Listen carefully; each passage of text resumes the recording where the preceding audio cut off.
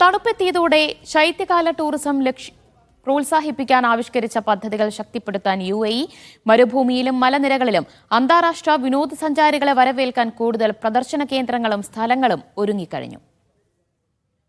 വിനോദത്തിനൊപ്പം ലോകോത്തര ഷോപ്പിംഗ് അനുഭവവും പ്രദാനം ചെയ്യുന്ന ബിസിനസ് ടൂറിസം ശക്തിപ്പെടുത്തുകയാണ് അധികൃതരുടെ ലക്ഷ്യം. ഇതിന്റെ ഭാഗമായി ശൈത്യകാല ടൂറിസത്തിനു വേണ്ടി തുടക്കം കുറിച്ച വേൾഡ് കൂളസ്റ്റ് വിന്റർ എന്ന ടൂറിസം ക്യാമ്പയിൻ സർക്കാർ സജീവമാക്കി. ക്യാമ്പയിന് കീഴിൽ പർവ്വതാരോഹണം, മരുഭൂമിയിലെ ക്യാമ്പിംഗ്, സാഹസിക ടൂറിസം, വന്യജീവി സങ്കേതങ്ങളിലെ യാത്രകൾ തുടങ്ങിയവ നടന്നുവരികയാണ്.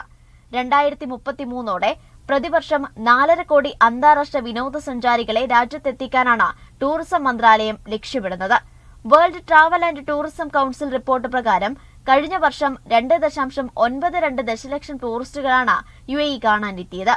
2023 അപേക്ഷിച്ച് സന്ദർശകരുടെ എണ്ണത്തിൽ 15.5% വർധന രേഖപ്പെടുത്തി.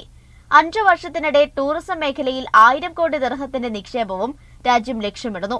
ഇത് നടപ്പാക്കുന്നതിന്റെ ഭാഗമായി ദേശീയ ടൂറിസം നയത്തിന് ഈയിടെ സർക്കാർ അംഗീകാരം നൽകിയിരുന്നു. കഴിഞ്ഞ വർഷത്തെ ട്രാവൽ ആൻഡ് ടൂറിസം വികസന സൂചികയിൽ അന്താരാഷ്ട്ര തലത്തിൽ 18ാമതാണ് UAE, പശ്ചിമേഷ്യയിൽ 1ാമതും. Media 1, Dubai.